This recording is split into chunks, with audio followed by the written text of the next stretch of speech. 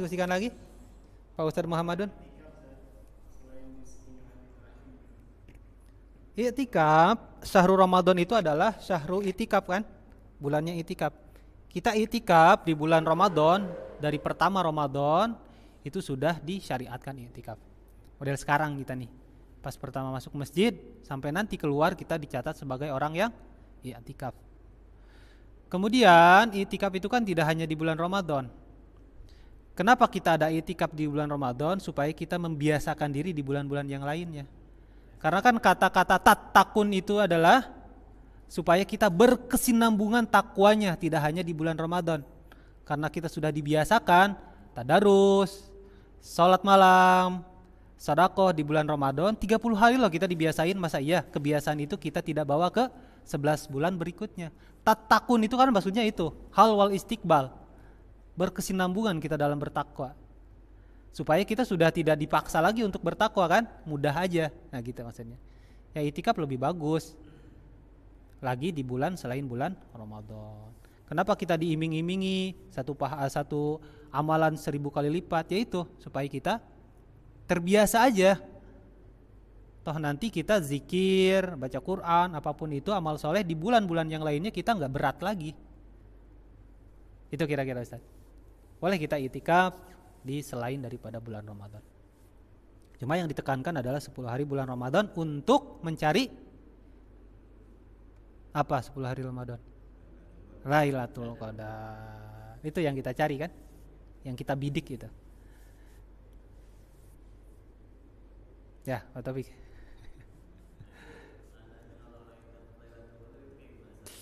Tandanya orang yang dapat atau tanda-tanda malamnya?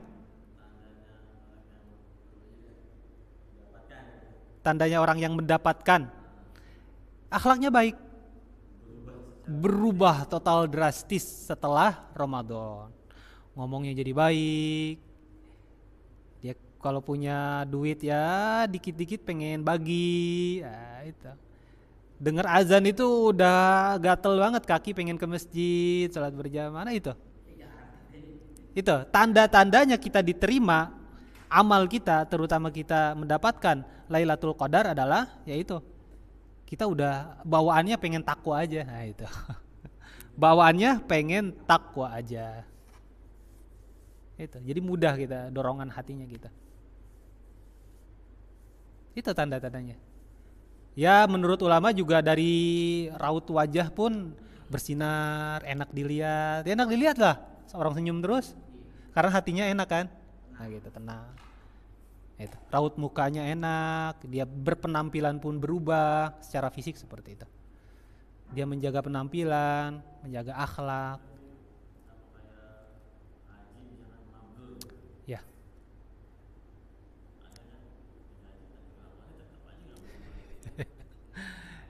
Iya. Iya. Ya sama, semua ibadah seperti itu. Ujung-ujungnya adalah akhlak. Haji pun seperti itu. Haji pun adalah yang mabrur, indikasinya dia berakhlak baik dan dia beramal soleh lebih baik lagi setelah pulang dari haji.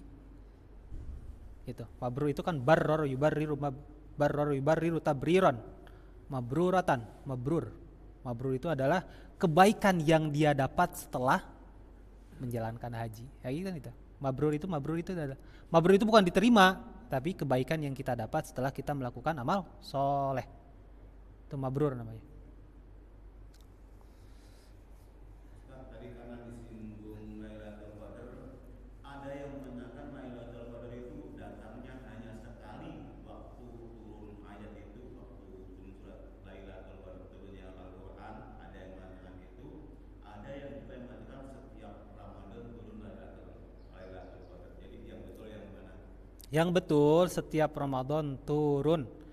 Karena saking mulianya Al-Quran, Allah Subhanahu wa Ta'ala membuat satu malam di setiap tahun untuk memuliakan turunnya Al-Quran itu.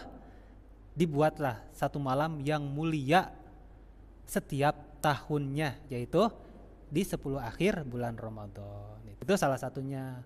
Keduanya yaitu adalah ya karena kita umurnya itu adalah tidak panjang seperti umur umat terdahulu.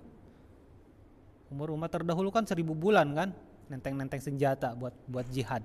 Siangnya jihad, malamnya qiyamul lail. Siangnya jihad, malamnya qiyamul lail. Untuk mengejar keutamaan itu, ya maka dibuatlah satu malam, itu malam Lailatul Qadar. Tapi hikmahnya kita tidak dikasih tahu malam keberapa. Rasul dibikin lupa kapan malamnya. Rasul mau ngasih tahu waktu itu, tapi ada sahabat yang nanya. Ini sahabat ini juga nih. Rasul mau ngasih tahu waktu itu. Hadisnya seperti itu.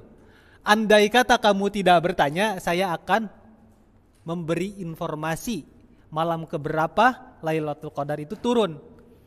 Kamu nanya, saya jadi lupa. Gitu kan. Karena hadisnya ada itu, sahih.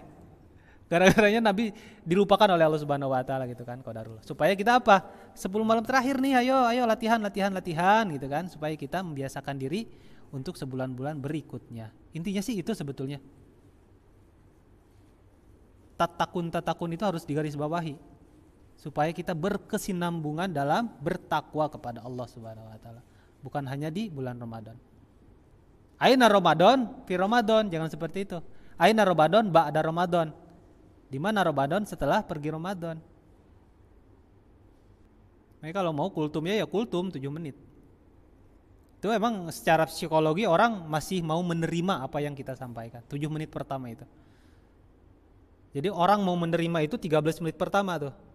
7 menit mau masih inilah fokus. 8 menit kesananya udah males.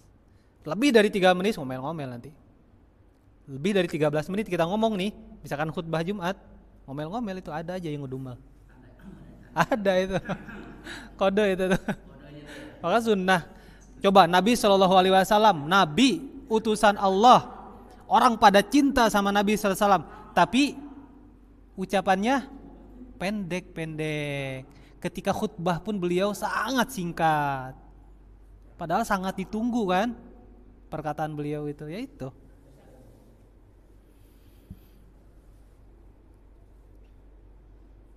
Sekali lagi hadis saya mau nyampaikan sama bapak-bapak semua, ini mudah-mudahan menjadi kebudayaan di diri kita masing-masing. Kata Nabi SAW dari Salman bin Amir, ada hadisnya di sini. Man aftara ahadukum, barang siapa di antara kalian yang mau buka puasa, fal yubtir ala tamrin, maka berbukalah dengan kurma. Fa'ilam yajid fal yubtir ala ma'in. Kalau tidak ada kurma, ya seteguk air sebelum sholat, supaya kita sholatnya cepat dilaksanakan, bukan cepat pelaksanaannya, cepat dilaksanakan. Azan, minum, kalau ada kurma makan kurma, udah. Ya, qobliyah kalau ada yang qobliyah, sholat langsung. Setelah itu kan kita punya ruang yang banyak kan untuk makan apapun yang kita mau. Makan gorengan silahkan, kolak silahkan, ayam bakar silahkan, asalkan setelah sholat. Sebelum sholat kita makan kurma kalau enggak air. Nabi SAW biasanya rutob, kurma basah, enak itu. Kalau enggak tamar, kalau tidak ada air. Fa'innahu tahurun, air itu. Karena air itu ya membersihkan usus sama lambung kita. Dibersihkan. Detoksifikasi istilahnya kayak gitu. Kalau udah sholat silahkan mau makan apapun silahkan. Ya bisa ya kurma. Kalau enggak air, itu sholat. Karena Nabi SAW sebelum sholat itu dulu beliau lakukan. Makan kurma, kalau tidak minum air. Kalau tidak adalah sesuatu yang memang tidak dimasak. Nah ingat, lam yusibhun naru, yang tidak dimasak. Ada nanti hadisnya di sini. Yang tidak terkena api, Nabi SAW. Misalkan gorengan, boleh gorengan, asalkan jangan dulu sebelum sholat, setelah sholat. Ya, untuk kita dulu lah, mudah-mudahan apa yang kita budayakan untuk diri kita sendiri bisa menjadi contoh buat orang lain. Misalkan udah kurma, minum air, terus ada orang yang nawarin ini gorengannya, wah sholat dulu yuk gitu. Nah kan bisa kayak gitu. Kita budayakan seperti itu, bisa kayaknya.